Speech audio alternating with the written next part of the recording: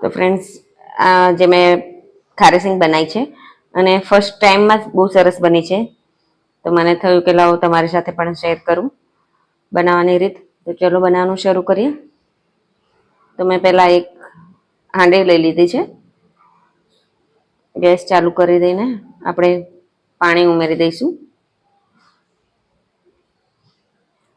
પાણીને આપણે બરાબર ગરમ થવા દેવાનું છે.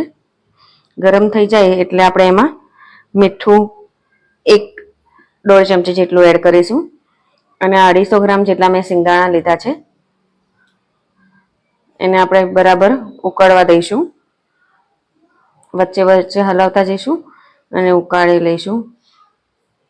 તો ફ્રેન્ડ્સ, મેં એ બે વણ આજે પહેલી જ વાર બનાવી છે, પણ બહુ સરસ બની છે. આવી રીતે હલાવતા જઈશું અને બનાવીશું. તમારી જોડે જો આમાં સિંગદાણામાં મોટા દાણા ના હોય તો તમે મોટા દાણા પણ લઈ શકો છો. મારી પાસે નહોતા એટલે મેં તો નાના જ વાપર્યા છે.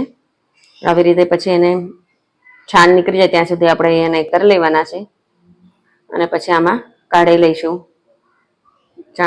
કાણાવાળી ટોપલી મૂકીને. પછી એમાં મીઠું એડ કરીને એને 20 મિનિટ 10-15 મિનિટ જેવું રહેવા દઈશું. 10-15 મિનિટ થઈ ગઈ છે. આ મેં અહીંયા મીઠું લઈ લીધું છે. આ મેં પહેલાં હું બેકિંગ કરવામાં વાપરતી હતી એટલે મારું મીઠું આવું દેખાય છે.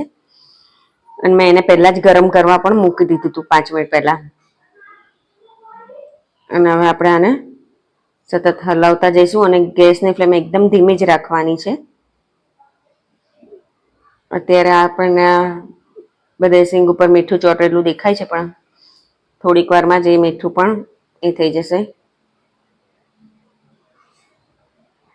મિનિમમ આને શેકાતા 25-30 મિનિટ જેવો સમય લાગે છે.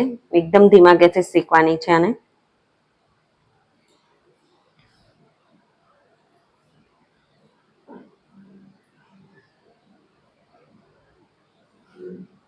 એક સિંગ લઈને આપણે જોઈશું તો એને છાલ નીકળી જાય તો આપણી સિંગ થઈ ગઈ છે.